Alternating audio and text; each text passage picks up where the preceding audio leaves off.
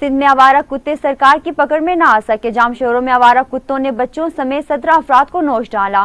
शहरियों का सिंध हुकूमत के खिलाफ शदीद एहतजाज।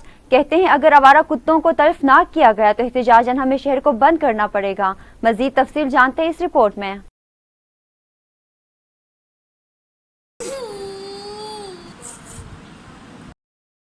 सिंध के जिला जामशोरा में आवारा कुत्तों ने आवाम की नाक में दम कर रखा है। आवारा कुत्तों के काटने से मासूम बच्चों में 17 अफराद जख्मी हो गए, जिन्हें अस्पताल मुंतकिल किया गया। इस मौका पर शहरियों का कहना है कि सिंध में बचे तो बच्चे, बड़े भी आवारा कुत्तों से महफूज न रहे। शहरियों ने शिकवा करते हुए कहा कि कहाँ गए सिंध हुकूमत के कुत्तों को तलफ करने के वादे और दावे। शहरियों ने मजीद कहा कि सिंध हुकूमत शहरियों को बुनियादी जरूरियात फराहम करने के साथ साथ आवारा कुत्तों की तलफी पर भी तवज्जो दे। अगर आवारा कुत्तों को तलफ न किया गया तो शदीद एहतजाज करेंगे।